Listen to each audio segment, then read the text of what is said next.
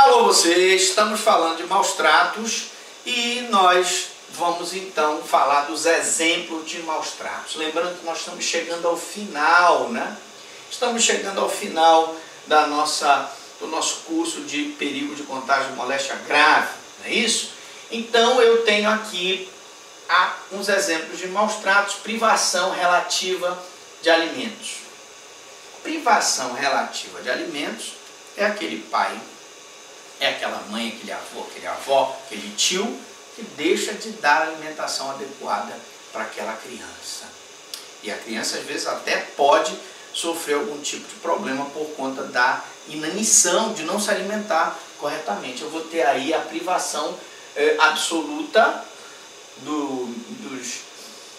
dos alimentos, é meio de execução do crime de homicídio. Uma coisa é a privação relativa, que gera o crime de maus tratos, e a outra coisa é a privação absoluta de alimentos, que gera o homicídio. Ora, se uma mãe deixa de dar alimentos para o seu filho, e em virtude disso ele vem a falecer, por exemplo, a mãe que está amamentando deixa de amamentar e a criança vem a falecer em virtude de inanição, eu vou ter o crime de homicídio e não maus tratos, porque o maus tratos é a privação relativa dos alimentos.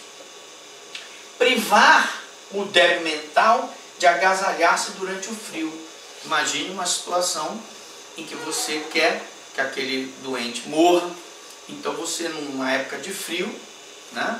Lá o cidadão mora em Curitiba, faz um frio danado, você não agasalha ele para que ele possa pegar uma gripe ou até uma pneumonia, uma tuberculose e venha a falecer. É um caso de maus tratos, né? Nós vimos um filme em que os presos eram transportados nos Estados Unidos sem o devido agasalho, né? Como eram maltratados os presos, não só nos Estados Unidos, como nos países que defendiam a escravidão, e o preso era transportado sem o devido agasalho. Você colocar uma pessoa presa numa cela, no local faz frio, não dá o agasalho para ela, você está então impondo a ela maus tratos. Submeter um empregado menor a trabalho excessivo ou impróprio para a sua idade. Temos um caso agora em São Paulo, eu vi pela CBN, a gloriosa CBN, que a menina era menor de 14 anos e ela era agredida pelo casal e ela era maltratada pelo casal, no sentido de que ela era obrigada a fazer todos os afazeres domésticos. Eles nem davam alimentação adequada para ela. E se ela fizesse alguma coisa de errado, ela apanhava. Ora, não há dúvida nenhuma que o trabalho excessivo e impróprio para a idade daquela criança é maus tratos. Ela é maltratada, está sendo maltratada. E aí ela fugiu da casa dos patrões, denunciou o caso na polícia e eles estão sendo responsabilizados por maus tratos. Exemplo 4. Excesso do sujeito que pretende corrigir ou disciplinar, violência física ou moral. Muito bem. Agora eu queria fazer uma diferenciação. Veja bem. Nós temos a lesão corporal, nós temos os maus tratos e nós temos a tortura. Lesão corporal. A questão é, o pai pode corrigir o filho? O pai pode bater no filho? Nós tivemos aí a polêmica da lei da palmada e até o Papa se manifestou dizendo que ele era a favor da correção da disciplina. Já meu avô dizia que quem não dá o pão, não dá o castigo, não merece o paraíso. O próprio Damásio de Jesus, no seu Código Penal, diz que a correção, a disciplina, dentro dos meios de razoabilidade do pai em relação ao filho, não pode ser considerada crime. Se o pai castiga moderadamente o seu filho, impõe uma disciplina moderada ao seu filho, nós não podemos tipificar nenhum tipo de conduta ilegal. Então, por exemplo, o pai está e a mãe que e castiga moderadamente o seu filho, está no exercício regular do seu direito de pai e de mãe. Porque senão a criança faria uma travessura e o pai diria, olha, você vai estar de castigo, vá para o quarto. E aí o vizinho ligava à polícia e denunciava por cárcere privado do pai em relação ao filho. Isso é um absurdo. Nós não podemos admitir esse tipo de comparação. Agora, lógico, se o pai agride o filho, a mãe agride o filho de forma tão violenta e gera uma lesão corporal, eu vou responsabilizá-lo por lesão corporal. Se o pai corrige ou disciplina mediante violência física, eu posso ter os maus tratos,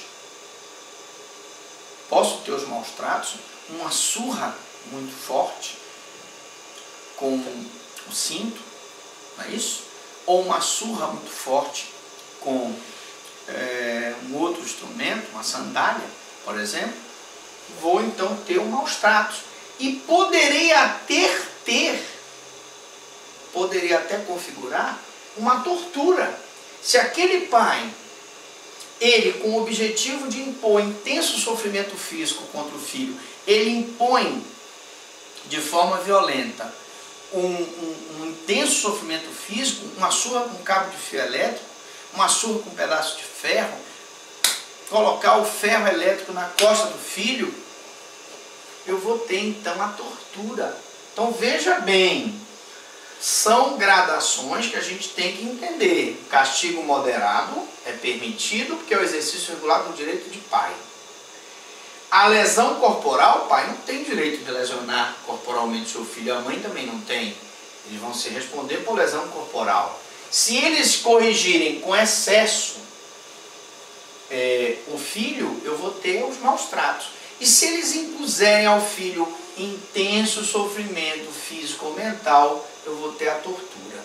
Então veja, além disso, você por favor dê uma olhada no artigo 232 do ECA e da lei de tortura, para que você possa diferenciar o que é lesão corporal, o que é maus tratos, o que é tortura.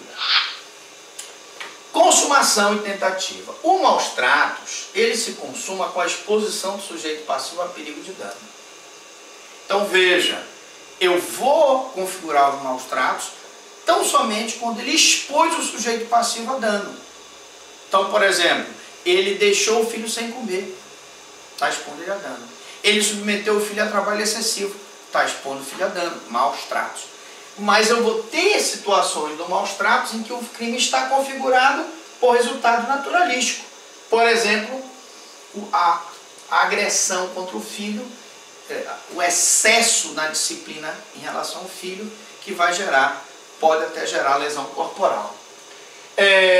Lógico que se a exposição do sujeito passivo gera já a consumação, eu não vou permitir a tentativa, né? Porque se ele só expor, ele já está configurando o crime, eu não tenho tentativa de maus tratos.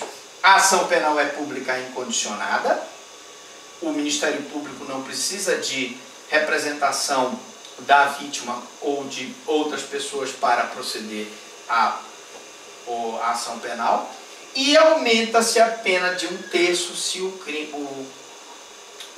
a vítima é menor de 14 anos. Então, se é menor de 14 anos, eu vou ter um aumento de pena de 1/3. Bom, nós terminamos então o nosso capítulo de periclitação da vida e da saúde de hoje. Você gostou? Achou bacana? Tranquilo? Gostou da linguagem? Curta lá. Você tem um amigo que está fazendo concurso, uma amiga que está fazendo concurso, compartilhe. Você quer ter acesso a mais aulas do nosso curso? Vai lá no canal, coloque lá Franklin Lobato, Franklin Prado, e nós vamos ter então a oportunidade de mostrar para vocês outras aulas desse nosso curso de penal. Eu volto numa próxima oportunidade, ainda tem muita coisa, né? Tem os crimes contra a honra, tem os crimes contra o patrimônio e tem muito mais, crimes contra a família, não é? Até a gente chegar lá nos crimes contra a administração pública. Por hoje é só, mas eu volto numa outra oportunidade, se assim Deus permitir.